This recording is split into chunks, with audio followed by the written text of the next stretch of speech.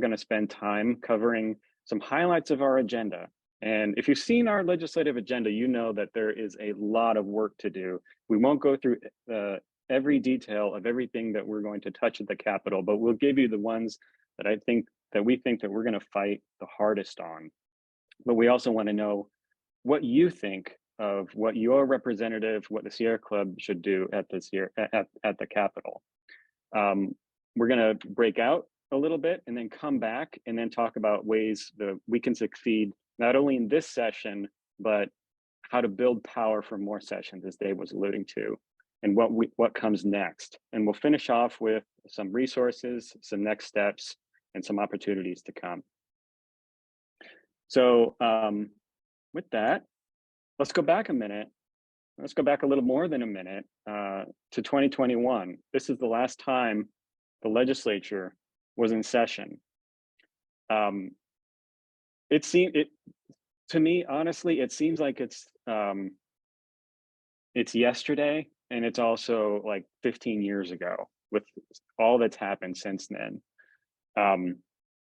But about 2 years ago, we had a legislature that was undergoing unrelenting attacks on voting rights, LGBTQ Texans, attacking Black Texans, teaching our history of systemic racism, and attacks on reproductive health care, just to name a few.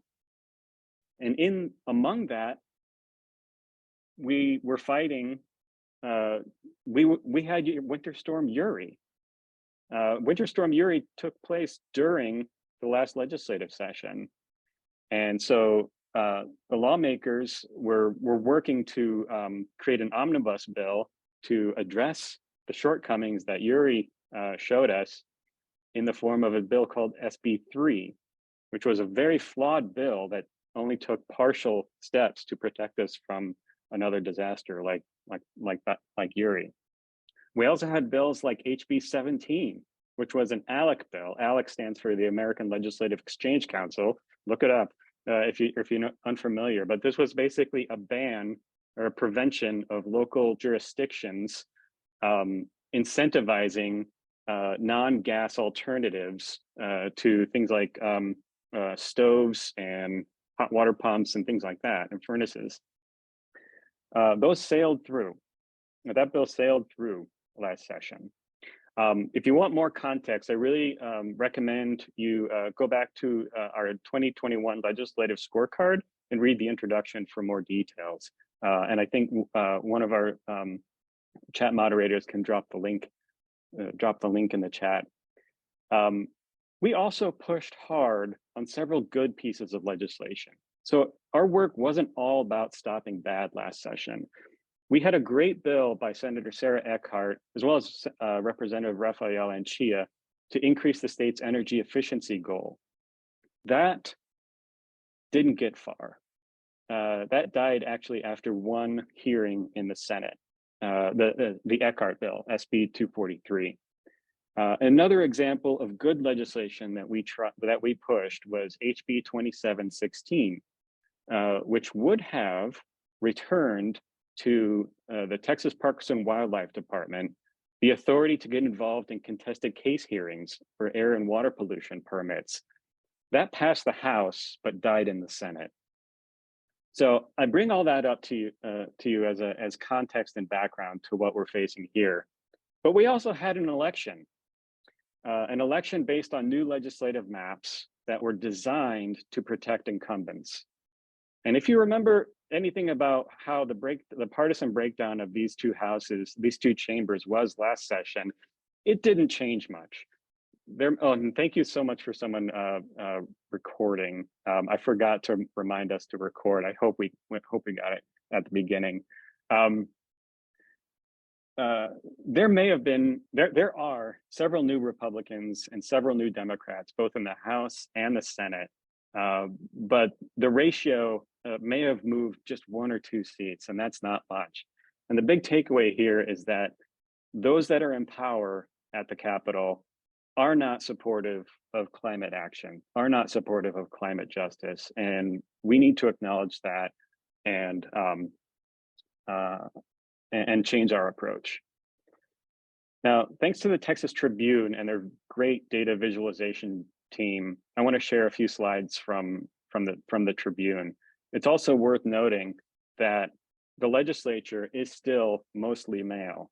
There are 127 men in the legislature and only 54 women. And if it were more accurately reflective of what Texas is, it would be much closer to even. Also, the Texas legislature is still mostly white. As you can see, the Democratic delegation is a little more representative than the Republican delegation. But if you look at the entire legislature, you can see the discrepancy is still stark. It's still overwhelmingly white. So, sorry, I'm going to pause there.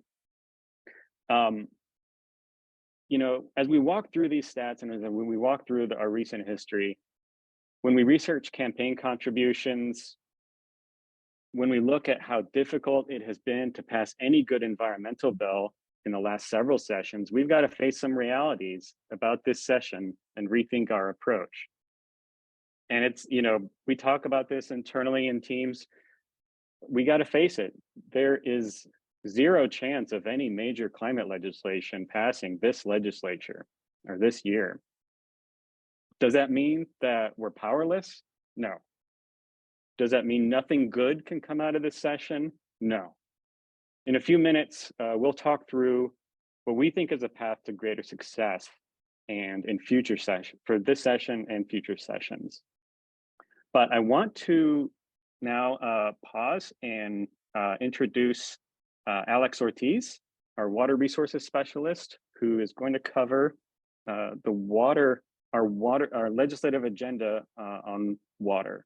Alex, are you there? Thanks, Matt. Hi, everyone. I'm Alex Ortiz, he, him pronouns, also based in Austin, Texas, and I am the Lone Star Chapter's water resources specialist.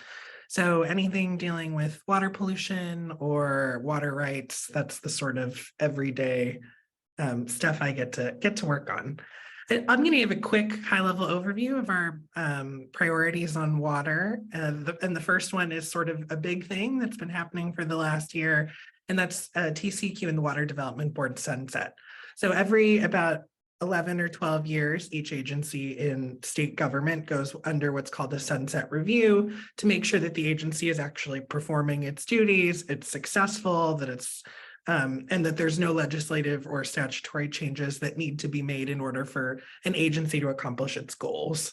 So both TCEQ and the Water Development Board are under sunset review right now. And we worked on sort of the administrative part of that up until this point. And now it'll be really discussing what else didn't make it into that first part of the process. There's a couple things, some of which are also included here as other priorities, including requiring both agencies to consider climate change impacts in their various planning processes. Both agencies, for the most part, have the ability to do so, but they're not required to do so by most state laws. So that's, just one example of a really big, important sunset issue that if our environmental agencies aren't planning, whether that's for water quality or water quantity and conservation in, for the next 50 years or for flood planning, and they're not including climate change impacts at every level and every step along the way, and they're not required to do that, we're already planning with inaccurate information. So that's one really, really big piece of our legislative agenda on water. The other one that I would really like to highlight is protecting water quality. We've done a lot of work on water quality in the last year, and you'll see, there's sort of three buckets there: nutrient pollution, which is predominantly agricultural, but also wastewater effluent is incredibly high in phosphorus. So TCEQ hasn't really taken much action on all three of these: nutrient pollution, plastic pollution, and salinity gradient degradation. And these are things that are really important to the Texas economy because they help us maintain, recreational fishing economies and tourism economies in lots of really important places. And they also provide important environmental functions, making sure our wildlife is healthy, making sure we don't get sick when we're going swimming. And then I'll also highlight the restoring Parks and Wildlife Department's authority to contest permits. That's something that Matt just mentioned out of last session, which was HB 2716. We hope that we'll see a change in the ability of Parks and Wildlife to participate in some of these contested case hearings, especially where they affect state resources, right? If they happen to affect state land or state wildlife, there's a clear need for an agency to have the expertise and provide it in these contested case hearing situations. Also, produced water has been sort of all over the news as this breaking way to deal with the water shortage that we know is coming here in Texas. And really our priority on produced water is just making sure that the research is done responsibly before we start leaning on this as some sort of magical solution to our water needs over the next 50 years. The state water planning cycles occur for 50 years. And that's really just sort of the main points, big high level pictures of all the water stuff. It really does focus a lot on water quality stuff. And we also have separate shared priorities along with our Partners of the Living Waters project. A lot of that is about really nitty gritty conservation and funding mechanisms that hopefully if someone can drop the link to Living Waters stuff later, we can do that. But yeah, that's all I've got for y'all. And I'll stick around after to answer any questions anyone has about water also. Thanks so much, Alex. Yeah, just to reiterate, a few of us will stick around after the meeting and answer any questions. So feel free to stick around if you've got the time. I'd like to ask Cyrus to come off mute, and we're doing well on time, Cyrus. But yeah, if you could give an overview of, I apologize, of the other areas of our legislative priorities. Yeah, thanks so much, Matt. And this is Cyrus Reed. I use he, him pronouns. I'm based here in Austin, and I've been the conservation director of the Lone Star chapter for more years than I can remember. I wanted to mention that I did put in the chat a link to our detailed legislative agenda. We are not going to go into detail in this meeting. I've been told I have 5 minutes and I'm going to try to stick to it. But I'll say we've got a number of priorities on energy, air quality, and land issues. I'd say one of the big ones is the only bill that must pass the legislative session this session, as it is every session, is the budget. And so we want to make sure that as part of that budget, we are prioritizing important issues like making our grid work, like putting money into cleaning up our oil and gas wells, water infrastructure, other issues. And so we will really be focused on the budget this year. And as part of that, making sure that we take advantage of all the federal opportunities that are coming down the pike through the IIJA, which is the infrastructure bill, and the IRA, the Inflation Reduction Act. So mainly making sure that the legislature doesn't somehow refuse that money, because that money is going to be really important in fighting climate and doing some other good. The second big issue is a broad category. We're calling it, we're keeping the same language, fix the grid, because we don't think the legislature after Winter Storm Uri did fix the grid. And so within that big category, there are a lot of little issues, not little issues, big issues that we're focused on. One is, just as Alex mentioned that the TCEQ and the Water Development Board are going through sunset, the Public Utility Commission and the Office of Public Utility Counsel and ERCOT, our grid operator, are also going through sunset. And in fact, they just adopted the recommendations, which we mainly like for the agency. We want to make sure that bill actually gets through and includes those provisions, but also includes some other provisions we'd like to see, such as making sure we pay attention to the changing climate when we do our forecasting. So that would be, and getting better transparency at the agency. So PUC sunset is going to be a big issue for us. And then just like last session, we are really going to focus on the demand side of the equation, trying to raise our energy efficiency goals, create what are called demand response programs for residential consumers, so we can shift our energy use at peak times, and raising our building codes. And also working with some legislators to do something the state of Texas doesn't presently do, which is help those who are in most of needs afford their bills through a customer payment assistance program. Won't get into the details. We can talk about it another time. Second area that we're really focused on is protecting the community from pollution. And I think of this as two buckets. One, as Alex already mentioned, is the TCQ is going through sunset, which gives us a tremendous opportunity to bring issues of environmental justice into that bill and into separate legislation. So we are focused on getting better air monitoring in our industrial areas and in West Texas, but also making sure that the TCQ really considers cumulative impacts, how different communities are being impacted by pollution. So we will have, there's already some, but we'll have separate legislation, but also trying to improve the sunset bill. And then the other area is really on oil and gas itself. One, making sure we have better programs to plug our oil and gas wells that are leaking, both with federal funding, but also with improved state funding and programs. And also focused on methane gas cleanup, making sure we're not flaring and emitting oil and gas air pollution. And there's some other related issues as well that I don't have time to get into. Another area that we're really focused on is land conservation. There again are a lot of details in here, but big picture, we want to make sure that the Parks and Wildlife again is funded, not only to run their normal wildlife and parks program, but actually have money to acquire new parklands, something that we haven't had in the past, but we think there's an opportunity with the big budget surplus to do something this year. And then there is a wider effort going on to create a land conservation trust that we're going to be working with some partners on, and making sure that as part of that, equity and access is really the most important issue there, making sure all communities have access to recreational and parkland and wildlife areas. And the final issue I'll touch on is we saw a big attack on voting rights last session. We think there may be some more coming this session. We're going to have to defend what we have and also try to strengthen access to voting rights.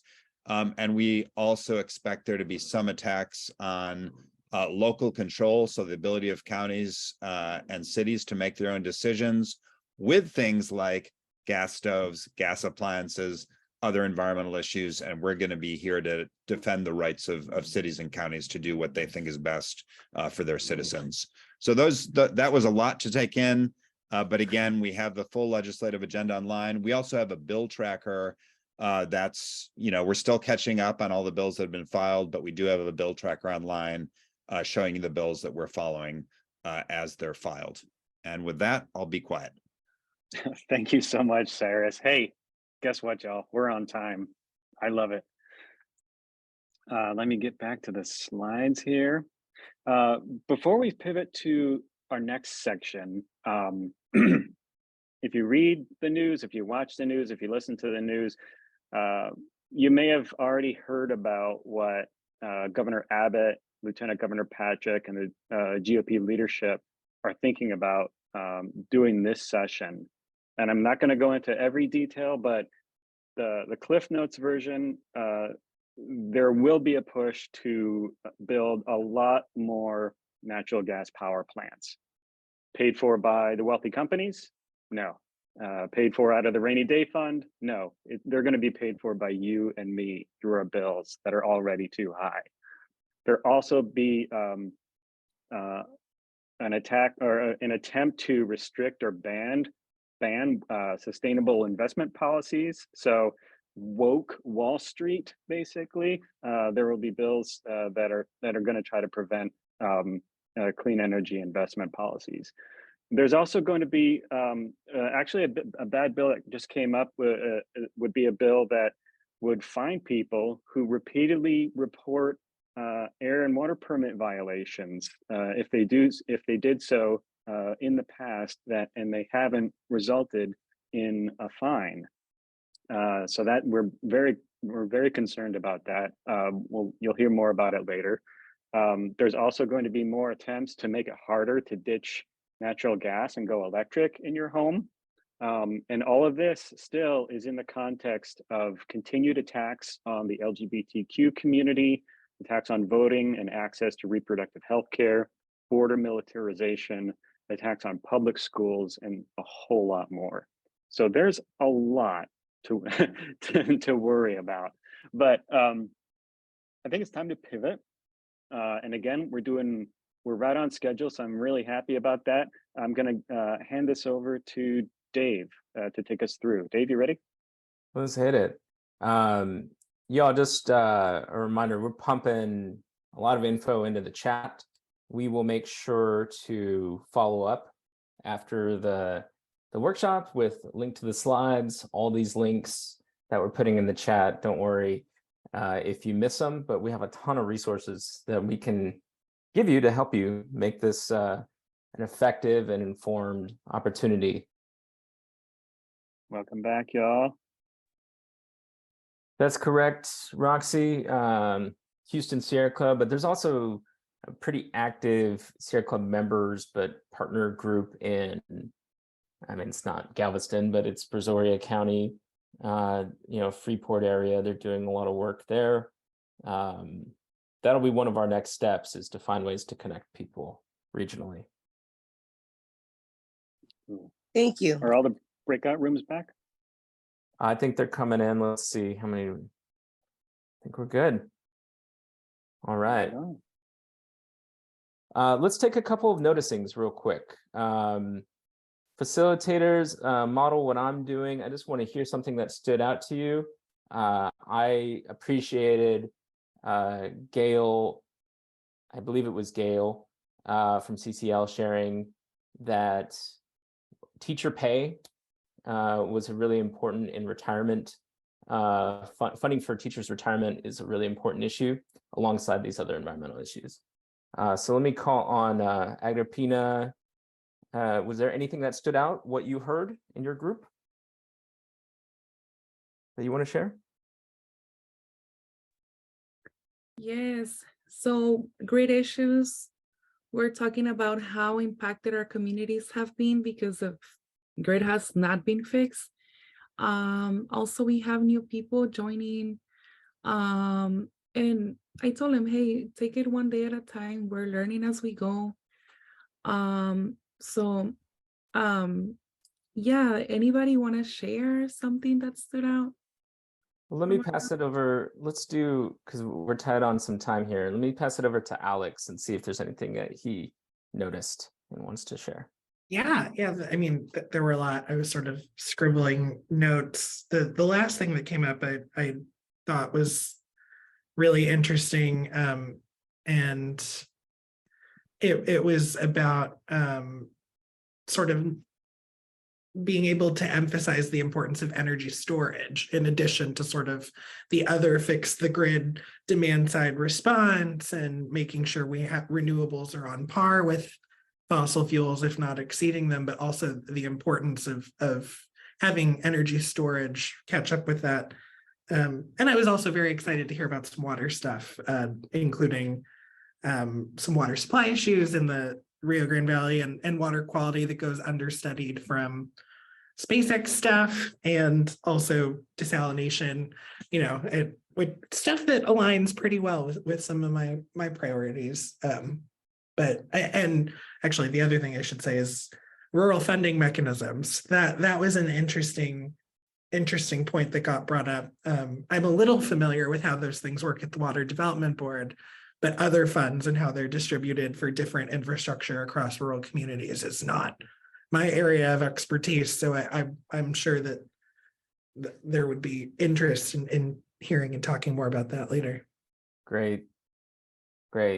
Matt, can we stop the screen share just for a moment? I want to give everybody a chance to see each other in our full, either getting our lives together or our full beauty on a Saturday, late morning, early afternoon. There's so much that we want to do. And I just want to say, you all, thank you. You inspire me. Just reading it inspires me in that sheet. I want to affirm to y'all as loudly and clearly as possible as a fronteriza, as a native Texan, born and raised in El Paso, coming out of the environmental justice movement and working here for 16 years in this movement, that it's time to kick the status quo to the curb. Those are too many issues for us to be clamoring for and not getting answers on.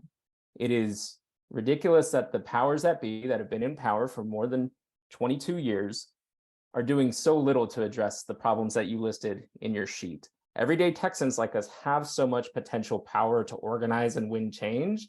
And I'm excited to walk with you as we plug into what we consider to be a new model of fighting for climate and social justice at the Texas Legislature, what we call our inside and outside game. So whether you're ready to engage in working for change, whether your priorities for elected officials match Sierra clubs, maybe they're a little different, we want to share with you the tools and strategies that we think are necessary for building progress and winning long term. So we invite you to be part of this network and part of this campaign. And in a minute, Matt's going to walk through a few volunteer opportunities that you can do, whether you're in Austin, whether you're in Galveston, Amarillo, Brownsville, you name it. But I want to offer some takeaways. I started when I started my work, I started walking into that Capitol, and it was a trip. First and foremost, to win, we have to broaden our networks. We have to organize locally and build new friendships, new movement friendships and relationships as we mobilize to defend from all of the horrific, sexist, racist, homophobic, and classist attacks coming out of the Capitol. These are distractions that are used to hurt people, not to address all of the issues that you listed in your sheets. While far extreme right-wing politicians push to ban books, the same books that my daughter, 4 years old, reads, while they demonize trans folks and direct billions to border militarization instead of healthcare services and Medicare, the wealthiest and most powerful polluters and corporate special interests are mobilizing their lobbyists, huge cadres of them, to get their handouts. And things will not change at the Capitol without change locally. So you may be fortunate to live in a district with good representative at the Capitol, like Gina Hinojosa or Donna Howard or somebody like that. But you could live in a district, like someone said earlier, with a terrible representative like Senator Creighton, and who you have no shot at persuading. In any case, there's exciting and fulfilling work to be done, and it's going to take all of our collective courage and support for each other to lift each other up, help us reach out to our neighbors, and meet new people who might have similar values to us, and bring them into this movement, bring them into the work that all of these respective organizations are part of, not necessarily just Sierra Club. It's going to take a sustained and concerted effort by all of us to spread awareness, do education about the legislature, and connect across our cities in groups. Secondly, again, we can't do it by ourselves, and what I mean is our staff, Cyrus, Alex, and Sierra Club as a whole for that matter. But with a more organized and coordinated legislative campaign, we're going to be able to do a lot of good things while we build bigger power for years to come. It's okay if you're not ready to do lobbying and meeting with a senator. Maybe you really are, but maybe some of us aren't. Maybe you've filled out an online petition, but you're not really familiar with the subject matter to be an expert. So we're going to help you get more comfortable there. And those of you who are more experienced, we call on you to help these other folks develop their confidence and skill sets. Let me move us on to the last takeaway. There's so much, so much coming at us. You're going to see lots of news. You're going to see social media posts, scary legislation. The Texas Legislature wants to do this. They want to take this away. They're attacking this. All of that is valid. It's very valid. Organizations are going to implore you to respond and make phone calls, sign petitions, send emails, get out to committee hearings, take off work, be away from your family and school, and testify and do all the things that we've always done. I consider that the status quo. Much of it is important to do, but we have to do more. Rather than responding to our opposition, we have to be building. So these are important actions to take. We have to embrace these strategies that are going to support pressuring politicians in their district offices and create opportunities for broad popular education. Because if we're going to preserve how we do this work. We have to preserve our well-being and our mental health. Last session, there were 4 special sessions. Is that right? At least 3? 3. They made us work all year, and then we rolled right into election season. That grinds people out. We have to be cognizant of how much we're asking of people to go fight these halls of power. So let's get rolling together. Let's build together. Let's create the change that we want so badly. Matt's going to walk you through some of those tools that we have right now. Thanks so much, Dave. I love working with you, man. Hearing that like every week really, really helps. So I appreciate you. I thank you so much for sharing that. I'm going to share my screen again. Give me 1 second. All right. Thumbs up if you can see the PowerPoint. Awesome. Okay. So, like Dave said, how can we build power in Austin, in the capital? Not only there, but across Texas. Not only for this session, but the next several sessions. That's what we're going to begin to walk through in these next few slides as we close. For this session, the 88th session, it's been said, we're going to focus on stopping as much bad as we can and making progress on what we can. For that to happen, we're going to try new tools. You know, we've had a dependency on action alerts for the last several cycles. We want to recruit new volunteer teams to drop off literature, flyers, handouts, fact sheets at the Capitol and at district offices across the state. We could use help with people coming to committee hearings. And again, you don't have to be a subject matter expert to come to a committee hearing. There's an old tried and true part of advocacy called bearing witness. And if y'all feel motivated to come to Austin, it matters. It has value for just you sitting in that room or doing it virtually and witnessing what's going on, witnessing the power dynamics. And it also has value for you to come back to your community, to your neighborhood, and to these volunteer teams and share what you've learned, what you witnessed. There'll also be a lot of rallies at the Capitol, a lot of attempts to mobilize like-minded folks. And while the Sierra Club will hopefully play a role, we know that we're not going to be the only one. And we would love to see joint rallies or Sierra Club supporters and environmental community show up for other organizations, mobilizations, some of whom are in this Zoom today. We also need a lot of help bringing in new volunteers. We had, I want to say, about 115 signups today, which is great, and we're so excited about that. But we have 27,000 members in Texas, and we have orders of magnitude larger supporters that we could potentially reach out to bring into this work, but it's hard to reach them. So we're hopeful that we can bring together some crews to help reach those folks that are on our side. Pardon me. We also need help with constituents meeting their legislators in their districts. Now, this is easier to accomplish earlier in the session. Later in the session, senators and representatives are less likely to travel home just because the breakneck speed of the legislature has them in Austin virtually every week. There's also advocacy through media. I think I remember talking to a couple of volunteers recently, and last year we had some success in placing letters to the editor of key newspapers throughout the session on Winter Storm Uri and People First solutions. We also, I think, it would be beneficial to do some constituent bird dogging of lawmakers. We know that they're on social media like we are, and it's a good idea to meet them where they are. If they're active on Twitter, if they're active on Facebook, or Instagram, that's a great place to say, hey, I'm your constituent. Why aren't you doing something about X, Y, and Z? Immediate volunteer opportunities are here though. And I'd like to ask our chat moderators to drop in some links. On January 30th, or TBD, it might change. We'd love to organize a crew together to help reach out to new members and supporters who are likely to be interested in this work.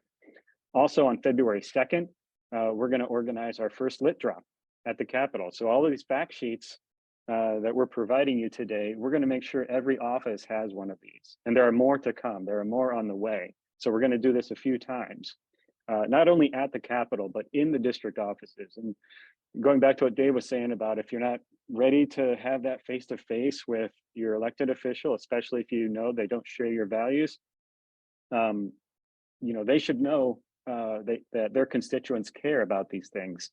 So just to drop off at their district office of these fact sheets would be beneficial.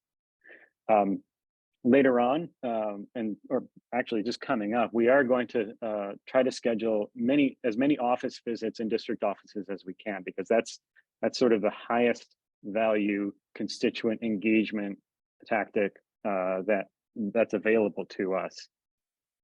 Coming soon, so be sure to sign up for email updates, and we'll also follow up with you as best we can if texting is your preferred mode of contact. We'll have a training on how to show your elected official you're here, you're alive, and you're not going away. We'll have educational meetings to dive deeper on these issues at the Capitol and their relevance to everyday Texans. And we hope to establish some sort of a network so that Texans like you can across the state can share your values, can share with others that share your values, should share the same villains and vision for a better Texas. Now, long term, and I know we're coming up on time, these are the sort of the pillars that we need to focus on. It's been reiterated a couple of times, but none of this long-term power building work can happen at Austin. It has to happen locally, building grassroots power and expanding our base. We also need to do a better job at sustained pressure on these lawmakers.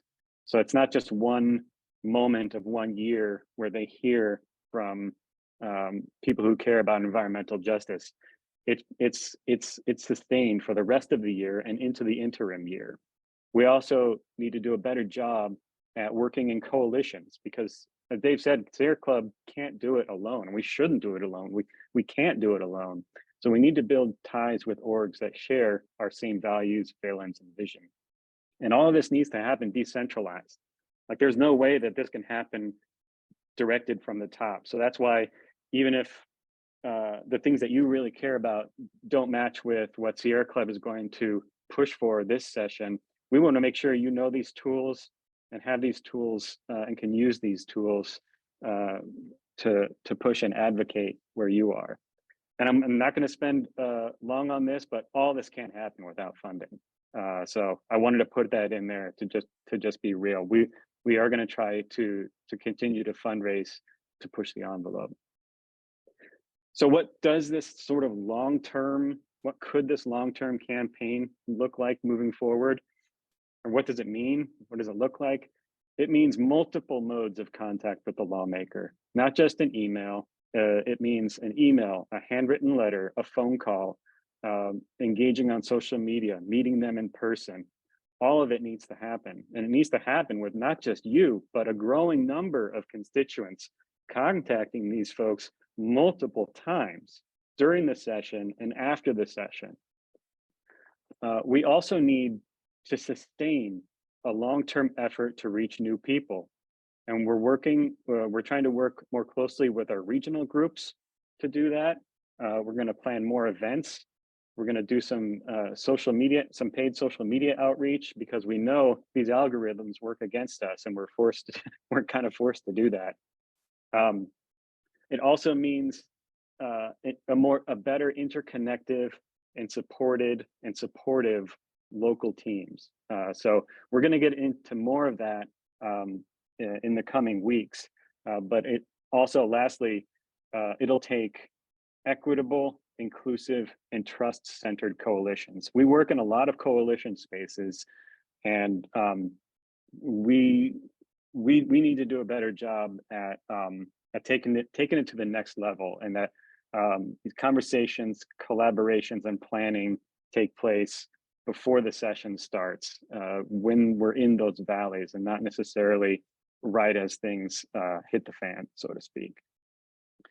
So before we wrap up, I want to point you to the legislature section of our website. It's got a few links to it. And I think most of them you might have gotten in this session. But in case you drop it, or in case the follow-up email gets lost in your inbox, on our website you can sign up for legislative updates. We put a 101 training videos on there from our allies at Indivisible Texas Ledge. We've got a handout on how to write a letter to the editor. We've got our bill tracker up.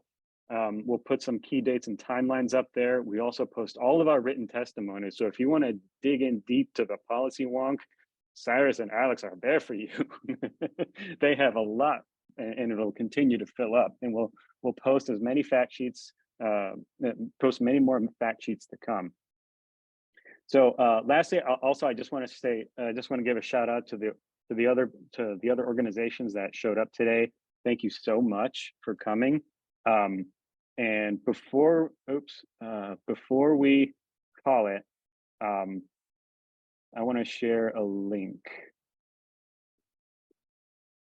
And Dave, if you want to close, if you want to say anything more, okay, feel free.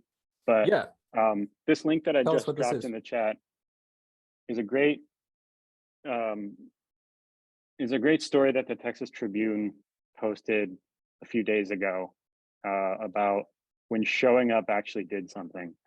And this is rejuvenating. This was rejuvenating for me to read, because I've been involved mostly on the outside for legislative sessions for a while now, and I can get pretty demoralized when nothing good comes of my efforts and the efforts of the people around me that I care about.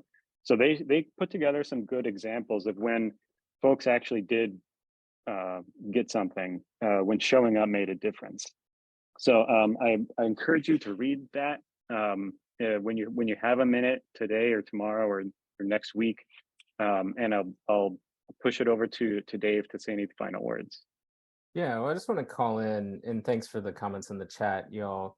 What Susan is mentioning, like, you ain't got to be a lobbyist. You ain't got to put on your Sunday best.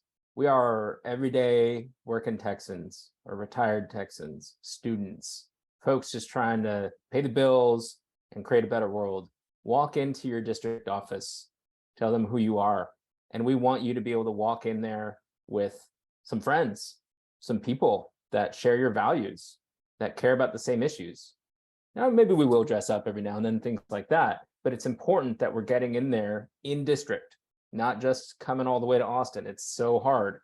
I lived in El Paso, it was 600 miles. We had to get buses and come all the way to just be voted down at TCEQ or ignored at the Capitol. But we could always go into our district offices and make sure that our legislators there fought for us.